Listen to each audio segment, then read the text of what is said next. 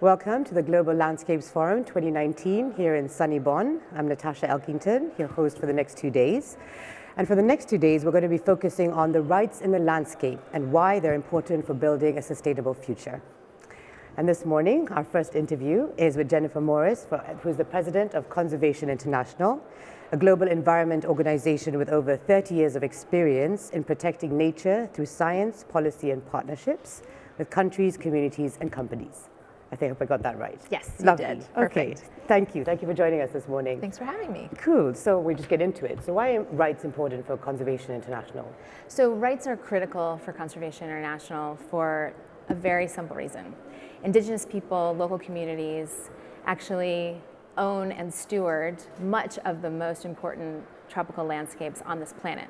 So if those individuals, if those communities do not have rights to that land, they will often not be able to steward it effectively. So for Conservation International, our focus is really people-centered conservation. How do we ensure that local people, indigenous communities have access to the right tools, the right knowledge, and the right financial resources to steward their own communities? Without that, we'll never have long-term sustainable conservation.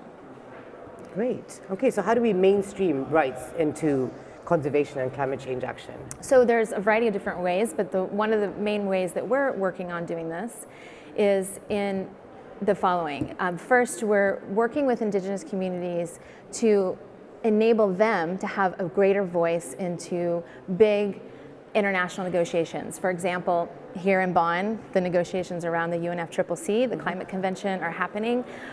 What we are hoping to do and helping communities to do, indigenous people in particular, is to have the same voice, to mainstream their issues, their rights within those negotiations. Before December of last year in Katowice, local communities and indigenous people didn't have the same ability to negotiate that countries do.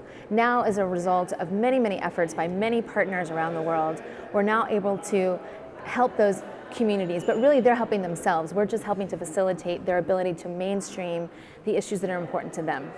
Without them having an equal voice, we fear that their specific issues will be continuously marginalized. So we have to give them an equal voice to nations, to other communities, so that, again, that their particular cultural heritage and the importance that they place on conservation, which is really focused on cultural identity, can be mainstreamed into negotiations. So that's one way. The other way really is, how do we ensure that these people have long-term ability to steward their own lands? Land tenure is a critical issue for conservation. That's another thing that we're working in many countries where CI operates. Okay, great. So we were on it. And so in your experience, how can rights provide solutions to the climate crisis? So rights provide solutions to the climate crisis in another very fundamental way.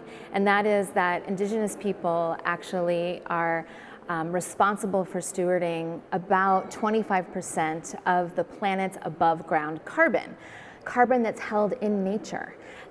Those resources are essential to be preserved, and local communities are able to steward those if they have the right access to rights to land tenure to be able to steward them. But it doesn't just stop with land tenure.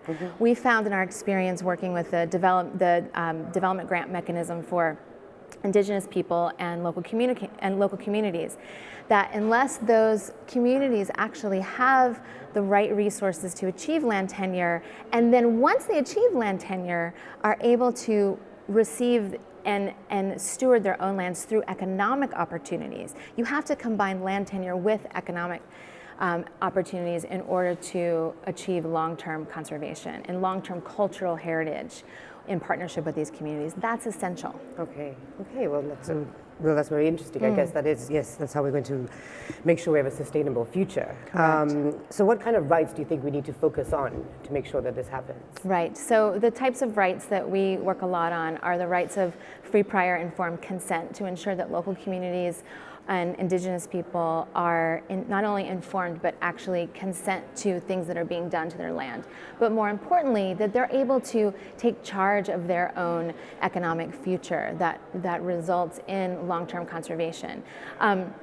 Another key right is, of course, for women and girls. How do we ensure that any types of programming that are being developed by governments, by outside actors, really include the rights of women and vulnerable communities in the places where Conservation International and many partners work are protected? That's really essential. So rights around protection in the household, their rights to many things, such as their ability to influence their community and to provide for their families, are some of the things that we work on. So everything that we do as an organization really tries to focus on targeted interventions with women to make sure that their voices are heard and that the activities that are promoted really lift them up and empower and inspire them to take charge of their own families and their own resources. Great. So so where we are right now and looking to the future, how do you see us going in terms of rights, and are you hopeful?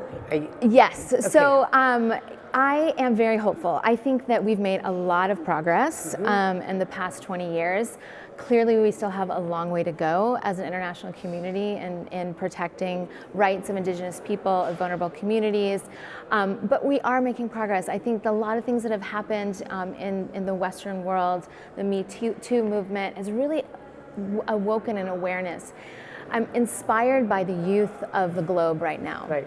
Of the movements that are happening and really helping us all wake up to the fact that the youth actually are going to be in charge of this planet, and they are mad.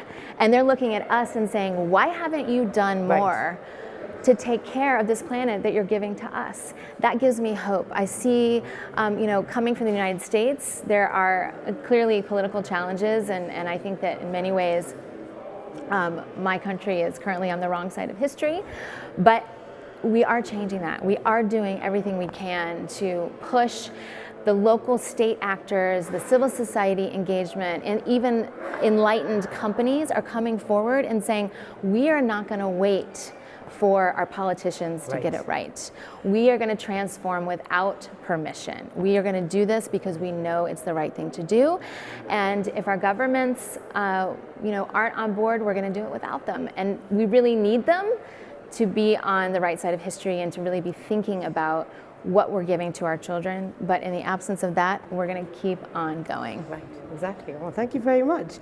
And lastly, Conservation International has become a charter member. Yes. Yes. So why is this an important partnership, and how do you see the future in terms of you becoming a charter member?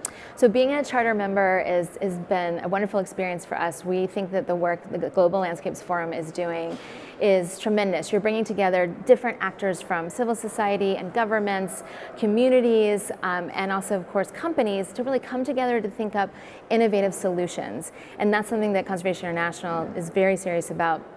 We've been doing for a 30-year history of working outside of our comfort zone and really trying to bring together different groups to think about solutions to our planet's greatest challenges. So being a charter member is phenomenal, and I really want to highlight the fact that this year we're focusing on rights and resources and at the forum, and that is a dialogue that absolutely needs to happen, and we need to do whatever we can as a global community to ensure that Indigenous people can steward their own resources successfully in the future.